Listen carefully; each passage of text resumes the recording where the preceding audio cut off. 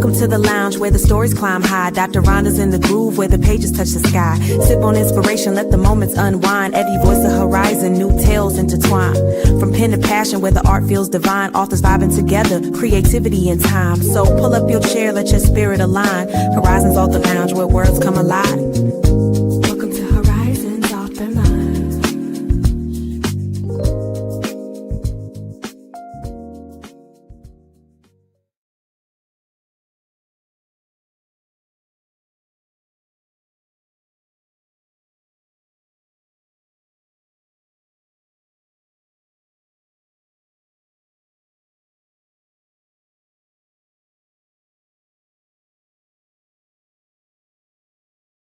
Hey everybody, it's your girl, Dr. Rhonda M. Lawson, owner of Meet the World Image Solutions, a publicity and literary services company based in the DMV. As a publicist, publisher, and a 24-time published author, I know very well what it means to protect your intellectual property, because if you don't copyright your work, you leave money on the table and you allow somebody else to cash in on your hard work. Copyrighting your work costs as little as $45, but it gives you the power to claim up to $150,000 per violation in court. And without this registration, you remain vulnerable and your fight for justice becomes much harder. But what happens once that copyright runs out? This is why I support the creators' rights movement. It's a collective voice rising in defense of artists, authors, musicians, filmmakers, and all types of creatives. Because right now, outdated copyright laws mean that after a set number of years, your life's work can be stripped away and handed over to corporations, while your family, the people that you were trying to build a legacy for, receive nothing. Think about it. Families can inherit homes. They can inherit land, they can inherit money. So why shouldn't they inherit the creative property that holds equal, if not greater value? Copyright isn't just an economic issue, it's a matter of fairness and moral justice. The creative rights movement is fighting to change these outdated copyright laws by extending copyright indefinitely, which means that your legacy, our legacies, are preserved not just for today, but for generations to come. So don't wait until it's too late. Protect your work now. Protect your name and protect your legacy. And join us in this fight to make sure that creators' rights are respected, protected, and passed on.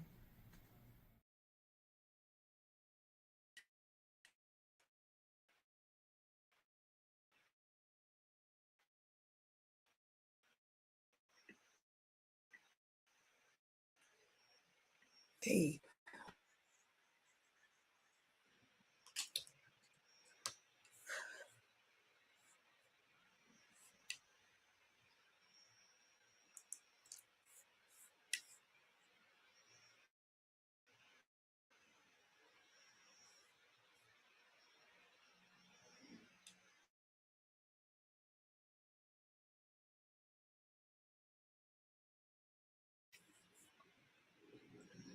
Hey everybody, it's your girl, Dr. Rhonda M. Lawson, and we are having some technical difficulties, but we are not going to let the devil get the best of us today. We are about to do this show. So what you saw a little earlier, that was our promo for the Creators' Rights Movement. You've been hearing me talk about it for the last few months. You've been hearing me, you've been seeing my reels, you've been hearing me talk about it. If you've been seeing me do a lot of my appearances, I've been discussing it. I've been talking about it, I believe, since October, maybe even September, about the Creators' Rights Movement. So we are going to be shedding a little bit more light on the Creators' Rights Movement and what it's all about.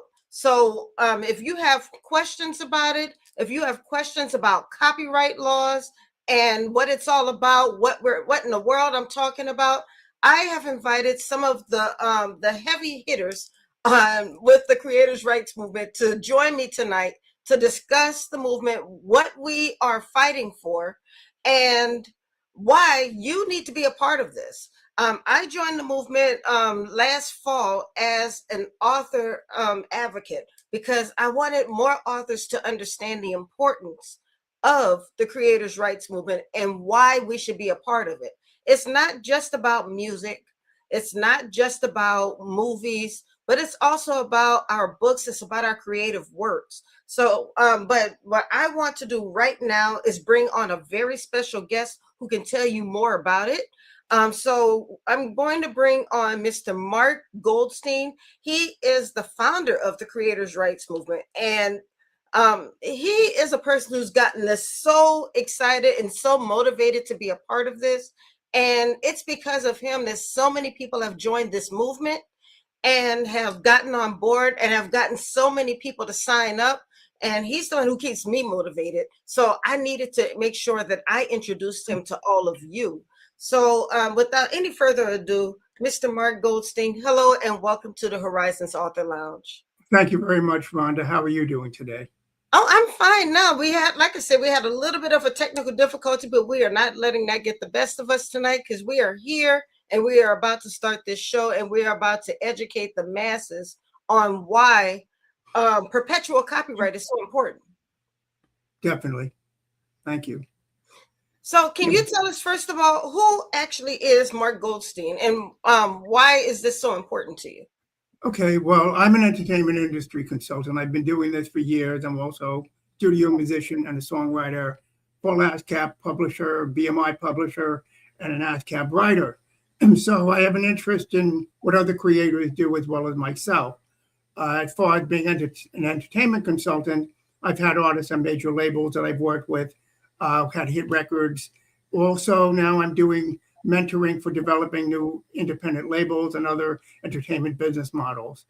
And but I came across something about a year and a half ago pertaining to copyright, noticing that just out of curiosity, I just was checking what was going into public domain. And I noticed that on an article that it said that in Europe, the Beatles had lost the rights to the song Love Me Do on the sound recording.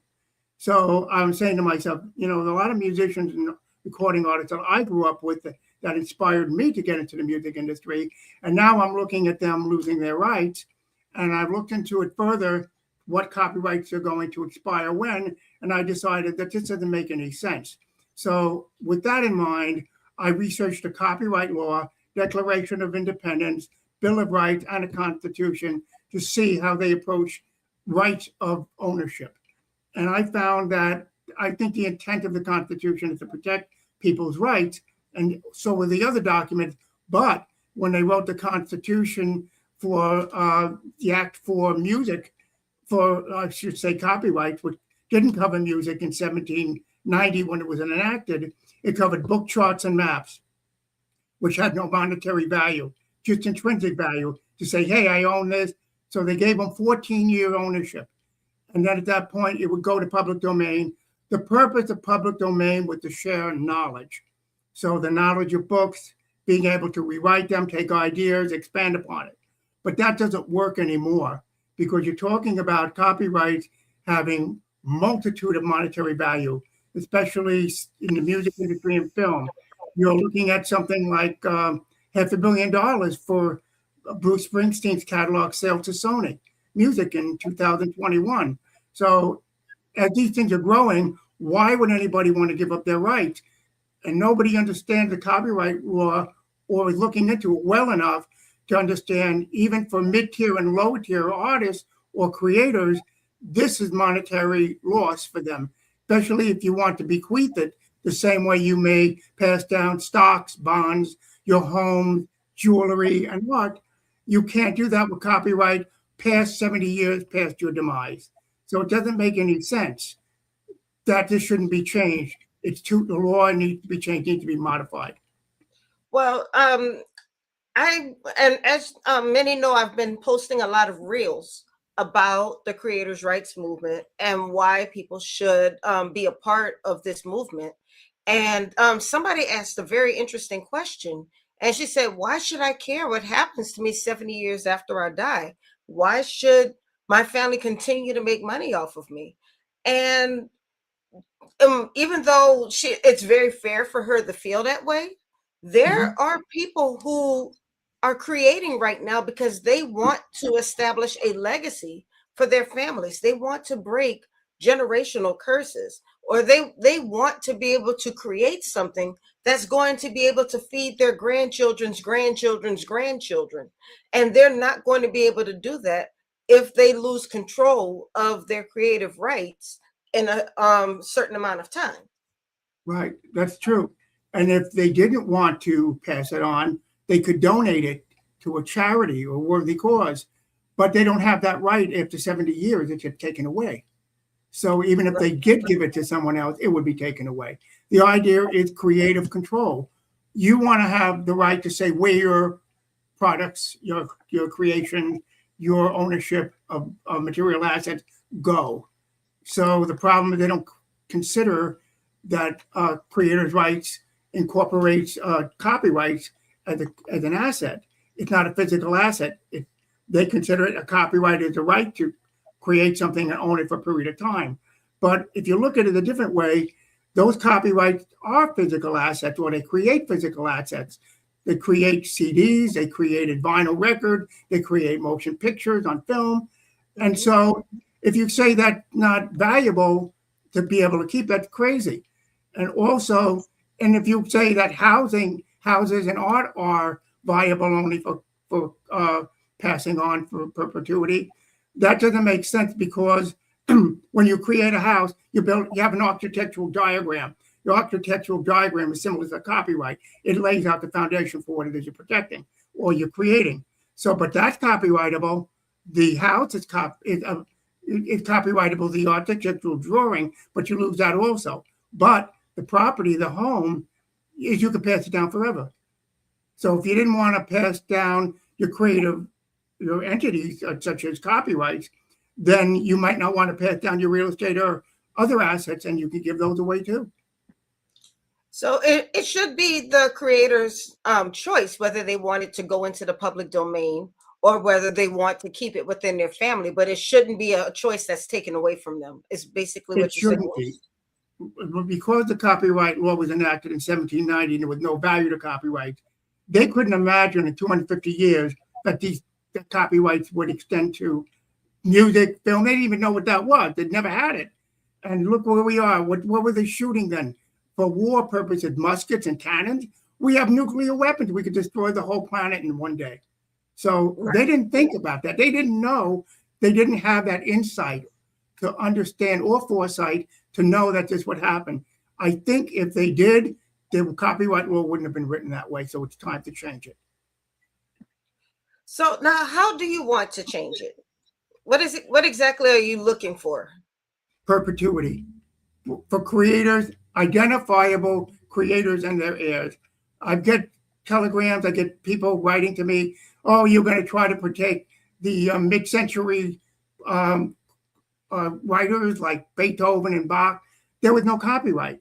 So we're not talking about protecting everything that was ever created. We're talking about people being able to pass down their legacy. So if you have a copyright, you don't have to give it up. That's the point. If you sell it, that's a different story. But if you own it, you're passing it down, or you develop the business, such as a publishing company or a record company off of the catalog, you don't want to lose that at any point in time. That's your legacy. So why form that and pass it down and have it taken away later? Now, there may be some people who are saying, well, I've only sold a couple of copies of my book right now. So why does it really matter?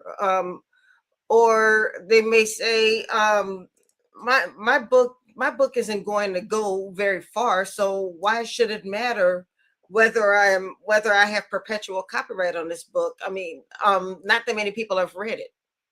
Well, a lot of times you may pass things down that might have not have a lot of monetary value, but it's sentimental. So if you pass down a photo, of yourself, or things, jewelry, to your family, they'll remember you. So copyrights might be the only thing people have, or maybe part of their ownership legacy. So they may want to pass it down just so they'll be remembered.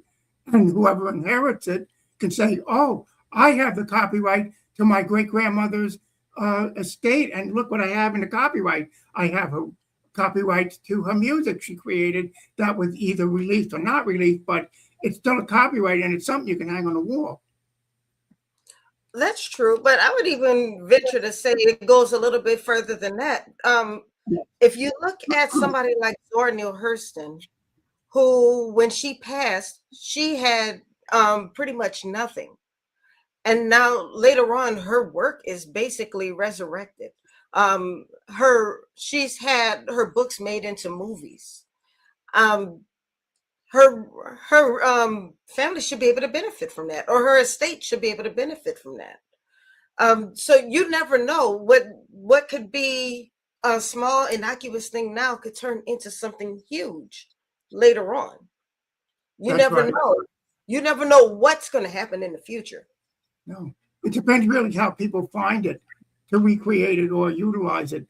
Sometimes they're pulling it out of public domain, and if it wasn't taken out of public domain or they didn't find it there, they might not have found it. So if someone is inheriting something, they need to make it public that they have this and let people see it. Then they could possibly license it or do more with it than that, or utilize it themselves directly and distribute it. Absolutely, absolutely.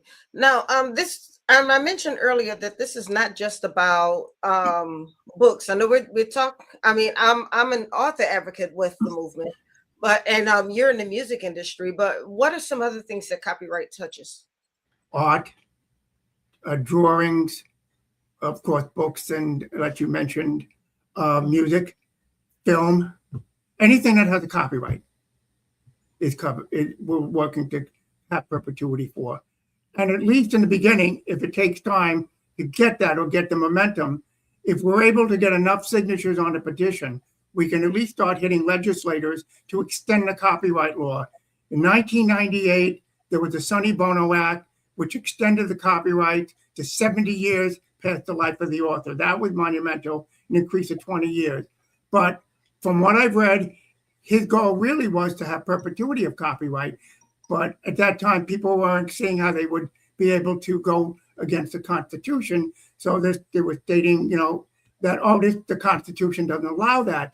But you can challenge the Constitution by getting enough signatures to go to Congress and saying, we want to change this.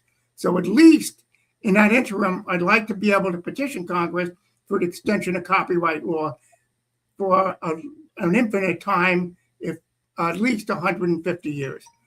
That's what I call infinite, because by that time, maybe some of the copyrights won't have value, but also they could be millionaire estates at that time. The value could have increased. Of course, you're looking at catalogs right now, like I mentioned, Bruce Springsteen, we have Beatles catalog, Beach Boys, we have a lot of new music. What's going to happen to that? We don't know. It could be nothing, or it could be monumental in another 150 years.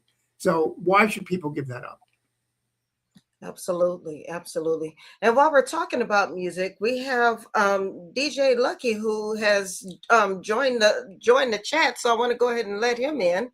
And he's also a part of the creators' rights movement. Hello, DJ Lucky. Can you hear us? Lucky, can you hear us? I don't think Lucky can hear us. No. I can't hear nothing.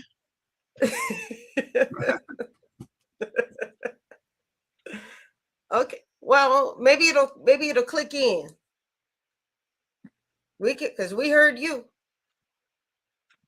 Well, we're just gonna keep on talking. Maybe he has his computer on mute, Mark. I'm gonna go out and come back in because I can't seem to hear nothing. Okay, we're gonna let him back in a minute. We'll let him back in a minute. We'll see what's going on with Lucky. So yeah, we were talking about music. And music is a big one and that's the one we hear about the most. We heard about some of the most well-known cases was the Marvin Gaye case, where Marvin Gaye's family sued for copyright infringement with I believe that was with Robin Thicke, And then there's been also cases with Bruno Mars. There's been a number of copyright cases when it comes to music. And so we see that a lot. And being in the music industry, I'm quite sure you've seen it a lot as well. We see it a lot in the news, but there's probably a lot of cases that we don't even hear about. Infringement cases are different because we're trying to change the actual copyright law to extend it. So after that, we'll probably want to tackle AI if they haven't resolved that to everybody's satisfaction. Infringement of copyrighted works for learning purposes for the AI companies, development, and also the streaming rates and monetization of music and other products needs to be up there, especially in the music industry with streaming. The lower tier artists aren't making any money. It's costing them more money to go in the studio to record it than what they're getting back. So how long can you maintain a career? I have artists contacting me. They have 5 albums. I asked them how much they made. They didn't make enough to cover the cost by a long shot. So that you have a lot of musicians now, songwriters creating in their own home, buying equipment, and then putting out the music that way, distributing it independently. So I don't think that model for streaming is going to work. It's a shame that it's gone that way. When we had least downloads in digital format, you could make some money because iTunes was paying 70 cents on a dollar if you distributed directly, but you'd have to get an account. So most writers, songwriters, musicians, producers went through an aggregator. They went through something like CD Baby, DistroKid, TuneCore, or they were lucky enough that they formed a label. They might be able to get into Sony Orchard or Believe Digital over in the UK and France and distribute for a percentage where they would take that percentage off the top and you wouldn't pay any fees. But with CD Baby, it's a hybrid. They take a percentage and they also, they'll release it for you, but you don't have to pay a yearly fee with them. So it's different. Everybody has a different model. But the problem is you still don't make any money. Right. And, it just seems like it's very confusing for a lot of people, especially when you're new in the industry. We see this a lot. As an author, I see it a lot in the literary industry, but I'm sure it also takes place in the music industry, where people are new, they're excited. In the literary industry, you see a person's excited about being able to get their book into print. They just get so excited about being published that they don't always understand their rights when it comes to copyright protection and giving up the rights to their book. And so often you'll see that many times they're promoting a book that they don't even get paid on. They don't even get paid for anymore. They're basically just promoting the book in name value only. And I'm sure that happens often in the music industry as well. They're just not getting paid for it anymore because they've given up all rights to their own work. Mm-hmm. That happens a lot. And also with publishing of books, a lot of people are doing what they call vanity pressings. They're paying to get their books pressed and distributed. And they don't make any money back on that either unless it goes to a certain point. So it's not like going with a Doubleday or a major publisher. They're pressing and putting it out themselves and then trying to distribute it on Amazon. A lot of times that doesn't work. But, it's good for your ego, but it's not good for your pocketbook. Exactly. And this is one of the reasons why we are going to be presenting the copyright workshop at the end of the month. And that we're also hoping that people will get on board with signing the petition. And that's the reason why we started the 1,000 Names in 30 Days campaign that is going on actually right now. So I'm hoping, let me see, Lucky is back. So I'm hoping that he'll be able to hear us now. Let's see. Can you hear me? I'm going to add him in.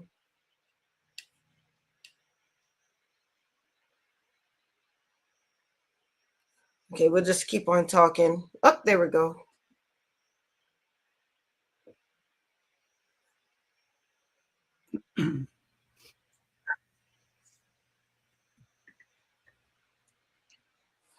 Can y'all hear me? We hear you. Can you hear us? I can hear y'all this time.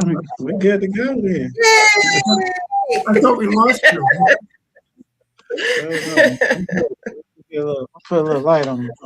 Yeah. Yeah, because all we saw was a little shadow.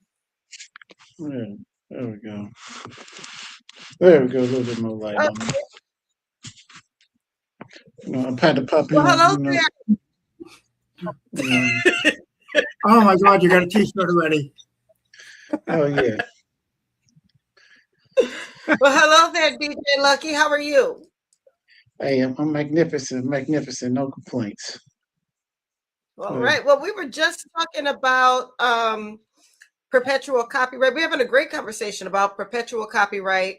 We were talking about especially people new in the industry who are just so excited about getting their music out there, getting their book out there, that often they don't realize that they may be giving up certain rights in the process. And we want people to understand their rights and why perpetual copyright is so important. So with that being said, can you talk to us a bit about why you decided to join the movement? Well, before you even do that, tell us who Lucky is.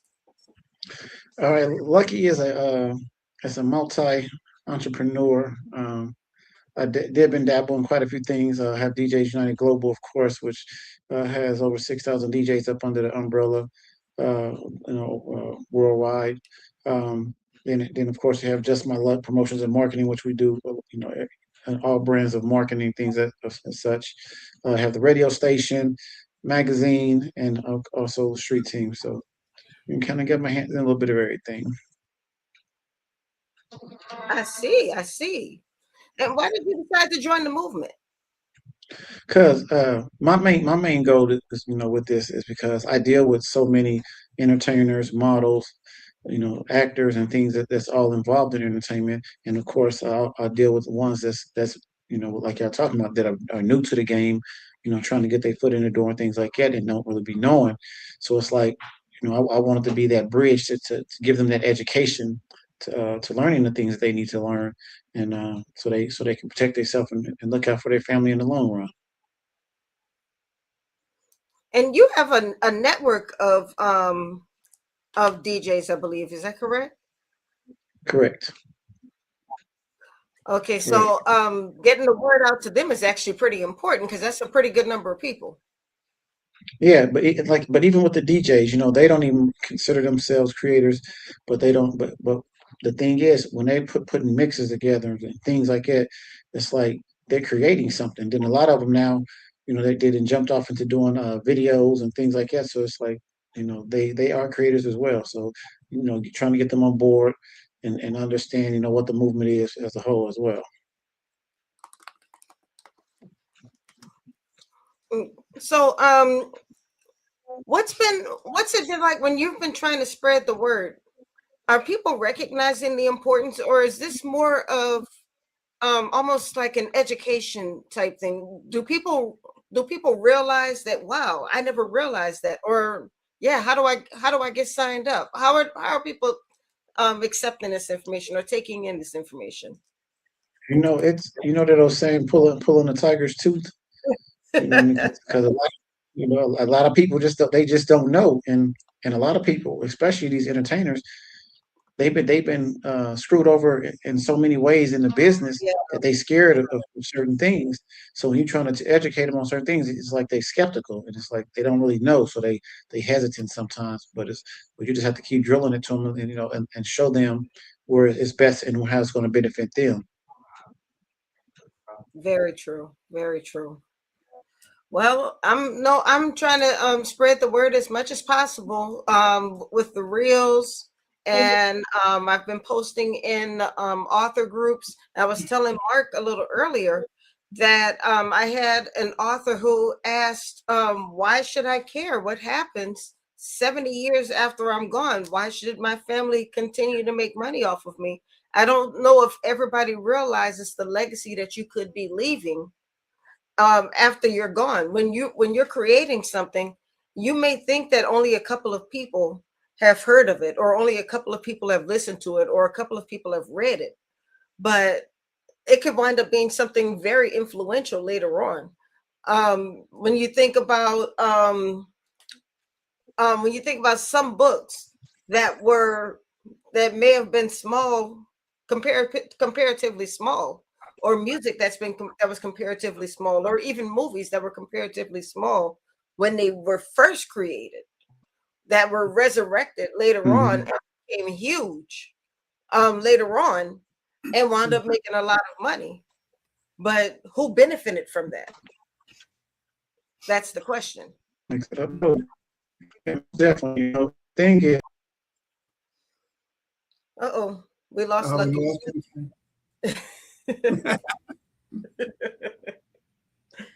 That's all right. I'm sure he'll be back. He was about to drop some knowledge too. All right, so how can people sign the petition? And what are they doing what are they showing people when they sign the petition? When they sign the petition, basically they're endorsing what we're trying to do, perpetual copyright. And also, it's also giving us a chance to expand into other areas, because if we get enough momentum on the perpetual side for the copyright, like I said, we'll go up to the AI if it's necessary, and streaming rights, rates and rights. Be able to, another thing with streaming, you should be able to set your price of what you want to sell it for, and not be locked in, because I think that's for that, I should say, for download sales, you should be able to set the rate. For streaming, you should be able to have a range of rate. So if you wanted to, let's say, get the maximum out of it, you should be able to get more money than you are. But if you don't care about the money, you just want people to be able to get it. And if they change the way the structure is, where they're streaming at a different rate, meaning that the membership fees right now go to cover. So maybe they could do another base where a percentage of the membership fees would be going to different tiers, break it up a little bit. So if someone's streaming and want to just get it out there, they don't have to get paid as much, or they could do an incentive, and that maybe the streaming company would promote it more for them. Another way of monetizing to get it out there. But I think really the main goal is to get those rates up, because nobody's making money. Now, you've mentioned AI a couple of times. Are you against AI in the music industry? No, I'm against using it to develop the training models, or for copyrighted works without permission. I think something went to court and they actually changed it to some degree, but there has to be a lot of control and censorship, where you can't utilize something under copyright unless you have a written agreement and you approve it, the use of it. And you should be able to withdraw if you don't like what is happening with your product. Okay, and the reason why I asked, because there are a lot of AI artists out here now. They're making music just using AI, and they're blowing up pretty huge these days. I know, because the AI models already copied enough music to be able to create things that people want. So I'm not against using AI or if it's on your own product. If you're writing something and you want to enhance it, like people use AI when they're writing documentation for wording, for spelling, things like that. So if you want to correct something that you did musically, make sure that parts coincide and don't clash with each other, that's acceptable. But to use AI to copy someone else's music or create something off another work, that's not acceptable. Very understandable. Okay, I think Lucky's back. Oh, Lucky's leaving again. Okay, Lucky's having some issues, Mark. I don't know what's going on. But that's okay. Wait, he's back. Oh, he changed up on us. Let's see. Lucky, you all right? Lucky? Yep. You all right? I don't know what happened, but everything froze up on me. I had to switch up on what I can use. But you I'm back. You were just about to drop some knowledge, and then you disappeared on us. I know. And now I don't even remember what the knowledge was I was about to give him.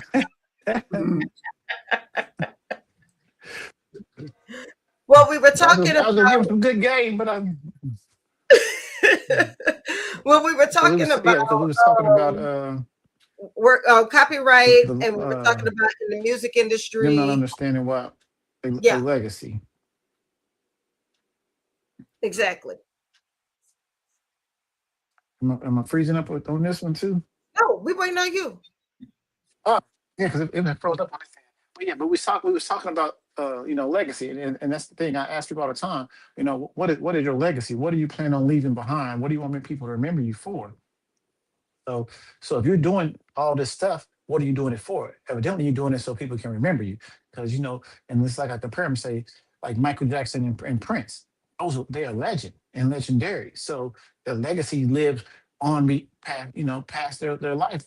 And it's like, your kids are gonna always know who Michael Jackson and Prince is. So it's like, why not understand and care about what your legacy is? You're doing this for a reason. You want people to know who you are. You want people to listen to what you put out there. So you might as well protect it for the long haul. Absolutely. And um, even if people don't make a whole bunch of money off of your work, the fact is that you want to be remembered for something. I think that's what I'm hearing from you. Exactly. What I mean? That old saying, if you're gonna stand for something. Right. And there are a lot of people who are standing with this movement. And speaking of standing with this movement, there have been some notable people who have joined the movement. Who are some of the people who have joined together in this movement? Is that a Mark question or my I think question? it's a Mark question, but I hope he's not frozen. We have Dana Brown, who is an attorney and also a creator. We have Kim Weeks, who is working with me on bringing in more people to help spread the word. I have Bless Delmar, who's also helped actually built the website, the initial one. We have Roderick Woods, who's helping maintain it now. We have, I would say, 14 people, including yourself, on staff doing different tasks. Plus, we have an additional, I would say, 20 volunteers now coming in as brand ambassadors and spokespersons to help spread the word and get the petition out there to the point where we have enough viable signatures to make a statement.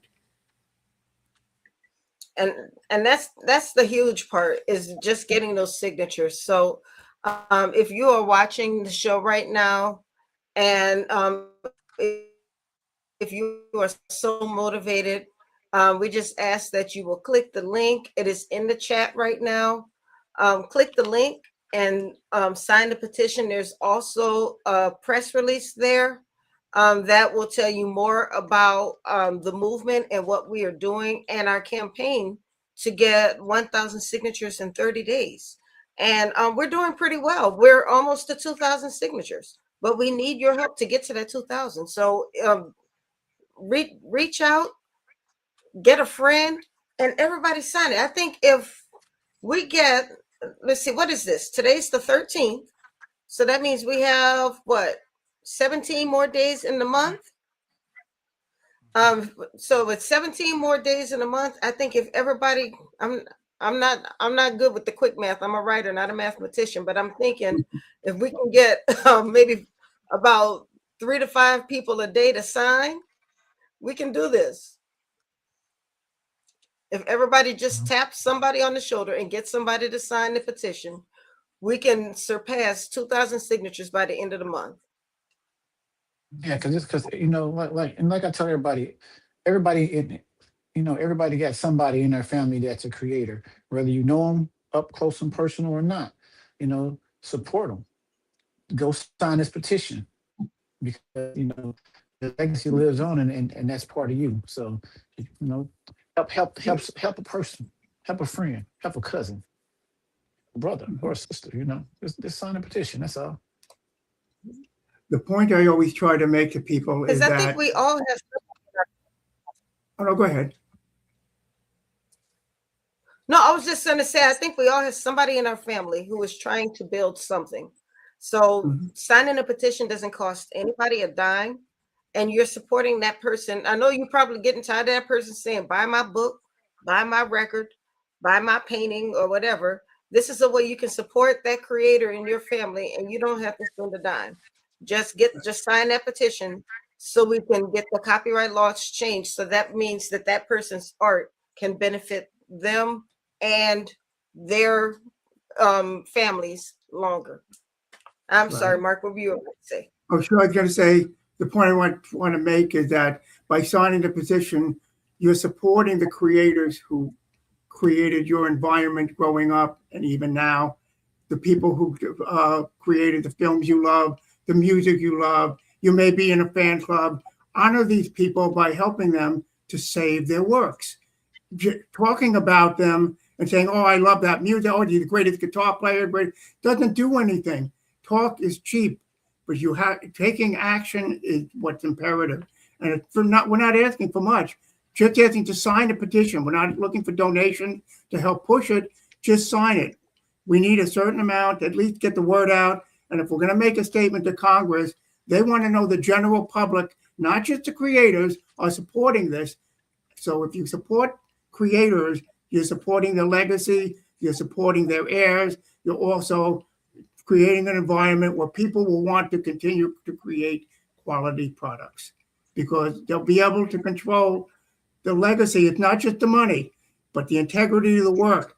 People, once it goes into public domain, anybody could change the work, rewrite it, and it may be offensive to the public. It may be even offensive and not approved by the creator's heirs. So, but they can't do anything about it unless they control the legacy. So that is another reason why we're going for perpetuity of copyright. It's perpetuity of integrity of the creator's works. Perpetuity. It's a fancy word for saying forever, y'all. That's what we want. We want forever. Another notable person who is supporting the movement is our national spokesperson, Rick Abernathy. And he's a former a former vocalist and the co-owner of Lakeside, who, if you were listening to music back in the 70s and 80s, I used to love Lakeside, and I still love Lakeside. But he's one of our national spokespeople, and he's been spreading the word about the creators' rights movement as well. That's great. And also, one thing that people don't realize, about 5 months ago, 100 celebrities, including Paul McCartney and Ben Stiller, wrote a letter to President Trump asking him not to allow the AI development companies to use their copyrighted work for learning purposes. They wanted to protect the integrity of their work. Now, that was one effort. I don't know how well that did, but it did go to court, and they are modifying things. I don't think it was based on that, because Trump isn't involved, I believe, in helping that. So my point with that is, if all these people band together and signed a petition, we get all the major artists on this thing, they're going to win. So we're trying to get the word out to make enough noise so media will cover us and we can get to the higher echelon people that we're trying to approach right now and get them to understand that this will work for them. We have several coming in right now as I speak. Rhonda mentioned Rick Abernathy. I have others, and you'll be seeing over the next couple of weeks these people coming out and making a statement. And it doesn't have to be rich people. Regular, everyday people, the people who read the books, the people who listen to the music, the people who enjoy the art. Your voices count as well. So I know we're talking about the famous folks, but the regular people, we could use your support as well. This is something that everybody can get on board with. Mm-hmm. Yeah, like Lakeside would say, come along and ride on a fantastic voyage, And that's what this is. It's a voyage, y'all. The movement. You're about to jam with it, I just remember that part. Well, we're getting close to the time. Are there any final words that you would like to part with? We'll start with you, Lucky. I just, I want to tell everybody, the time is now. You don't put off till tomorrow what you can do today. And right now, this movement is here. It's moving. We just need the help. We just need you to take 2 minutes out of your day, click through there, sign the petition, help us get it in the hands of Congress so we can make these changes. We're not asking for a lot, not asking for much. Just 2 minutes out of your time, quick little signature, and we can move forward.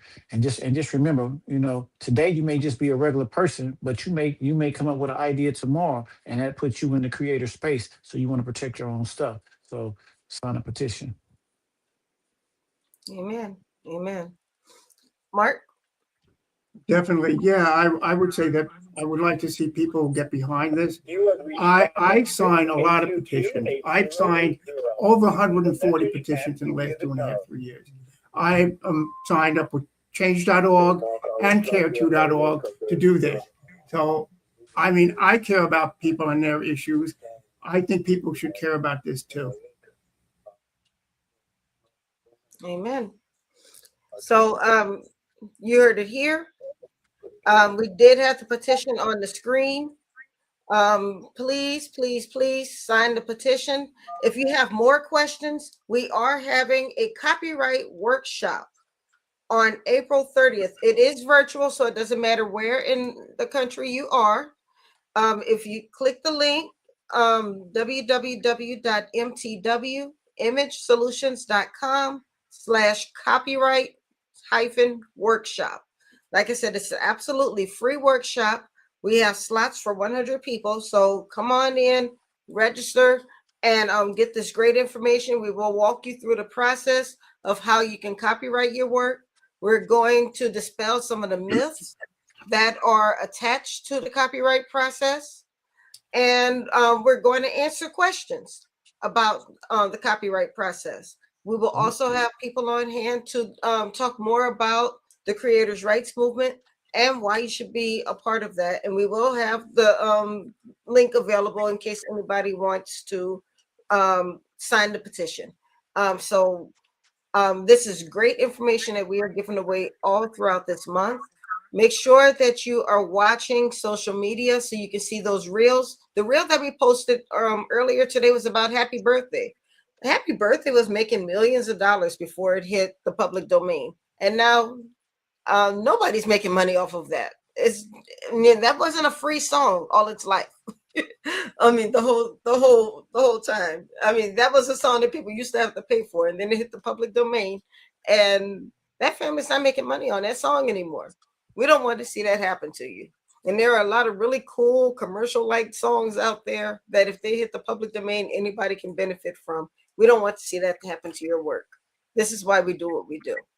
So thank you very much for joining us tonight. Make sure you sign up for this copyright workshop. The link is still on the screen. Make sure you sign the petition. So I want to thank DJ Lucky. I want to thank Mark Goldstein. Thank you both for joining me tonight and discussing this very important movement.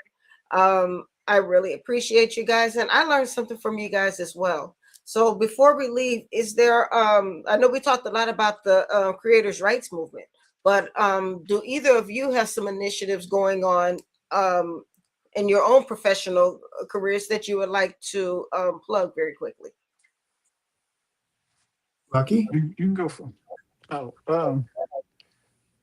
Yeah, well, we got the radio station. We got a physical location. I heard a lot of announcements. We about to do a launch with that. We got a tour that's about to kick off the summer. This hot in the summer city tour. So it's going to be coming to a city near you real soon. And other than that, just steady grinding with it, with what we're doing. And I got a couple artists that I'm managing, so they're gonna be coming real soon as well. Okay, we have to keep an eye out for you. How can we follow you? Yeah, I'm lucky. Go ahead, Lucky. Yeah, it's Lucky 7467 and Lucky Smith on everything. Okay, Lucky Smith on everything. Yep. Okay, so we're gonna be following you so we can learn more about these artists you have coming out and the upcoming tour and the radio station. Congratulations. Thank you. Mark? I want to thank Lucky. He's been an instrumental part in helping getting this going. He only told a little bit about what he does. He's actually doing a lot more than what we discussed here. And I also want to let people know that if they want to ask me any questions or contact, I'm on Facebook. You can just reach out to me and comment or send a text message to me there through Messenger. And one of the things that people don't realize, especially the artists, because I haven't made an announcement yet, but I'm looking to take creators right past the advocacy stage and create opportunities for artists that will be able to protect them, develop them through the company the right way. And that's what my goal is, because my work is entertainment industry consulting. I mentioned I've had artists on major labels. I'm looking to do that again. But this time, I only want to work with people who care about other people. So in order for me to even be interested, they have to be involved with us. All right. He said it there, and he did not mince his words. Didn't bite his tongue. He didn't mumble. If you care about other people, he cares about you. If you care about yourself, he ain't worried about you, Mark. All right. So once again, gentlemen, thank you so much for being a part of the Horizons Author Lounge tonight. This was a great conversation. I appreciate you both. You have a wonderful evening, and may God continue to bless you. And let's continue to grow this movement. Thank you, Rhonda, for your help. You've been instrumental too, especially with the authors. Thank you. Thank you. It's my pleasure. As well. Thank you. Y'all have a great night. You too. All right, bye. All right. So there you have it, guys. All the information you need to know about the Creators' Rights Movement. I hope that this inspired you guys to sign the petition and get more involved with the Creators' Rights Movement. Make sure you sign that petition. Help us to reach this goal of getting these outdated copyright laws changed. Now, I just wanted to, while we have a couple minutes, let you know that the last couple weekends have been great. I've been able to meet some great people. As you know, I had book signings on the first 2 weekends of the month here in the DMV. The first weekend I was at what's the name of that place? It was a coffee shop out in Virginia. But Blend, that's what it was called. It was called Blend Coffee Shop. And then they had a nice little festival out there. And it was nice. It was not a crowd that I was used to, but I was able to meet some new readers. I was able to sell a few books and make a couple of connections, and I appreciated that. That was wonderful. And then this past Saturday, I was in Baltimore, and I've not been to Baltimore in ages, but I was there this past weekend, and I really enjoyed it out there and made some great connections there too. And I got to see my soror, so I really enjoyed that as well. And got to see a couple of places, some places I might want to look into for the 2027 Black History Month Literary Weekend. Yeah, I'm looking forward to that. Wonderful, wonderful, wonderful places. And like I said, sold some books, met some new readers. That's what it's all about. So I was really happy about that. Now, on the 23rd, if you are here in the DMV, I will be at Busboys and Poets, but I'll be doing something a little bit different. Some of you know that I'm a part of the alumni board for the Armed Services Alumni Program. Alumni Partnership. And what this is, Arts Partnership. Oh my goodness. All right, y'all, don't get me. The Armed Services Arts Partnership. And what this is an amazing program that offers free creative workshops for veterans and their families. It's the Armed Services Arts Partnership. And we are going to be having a showcase on the 23rd at Busboys and Poets. And I'm going to be doing storytelling, oral storytelling, which is something I totally love. It's a new thing that I picked up over the last couple of years. And I'll be telling a news story. And I want you guys there for it. Donation to get in is only $10. You guys definitely want to be a part of it. I'm going to be the only oral storyteller there. There are also going to be comedians there, some music. We're going to have a really, really good time. And if you've never been to Busboys and Poets, you need to go. The place is amazing. And it's a beautiful space that you should be a part of. And I will be talking a little bit about the creators' rights movement, of course. And I'll be spreading the word about that. Don't worry. And I'll be also talking about my own writer journey. So you definitely want to be there in the place. So just be looking out for more information on that. I'll have that on my social media this week.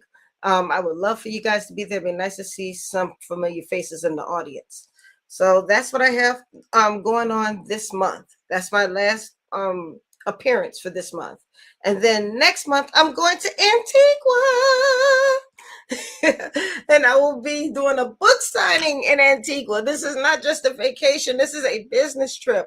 I will be doing my first book signing in Antigua with 10 Pages Bookstore. Thank you so much for allowing me to invade your space. I'm looking forward to seeing you all and meeting some international readers.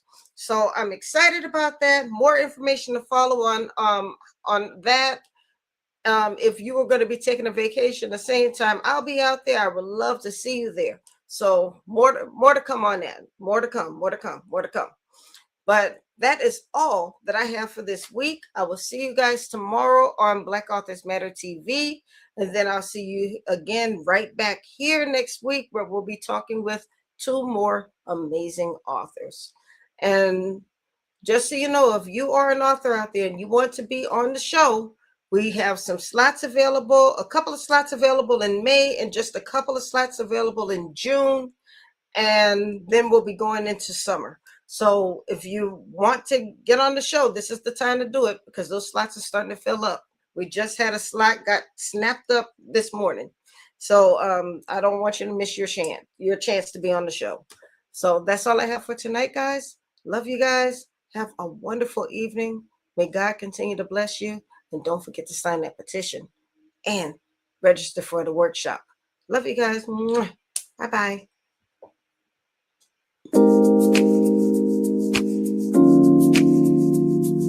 Thank you.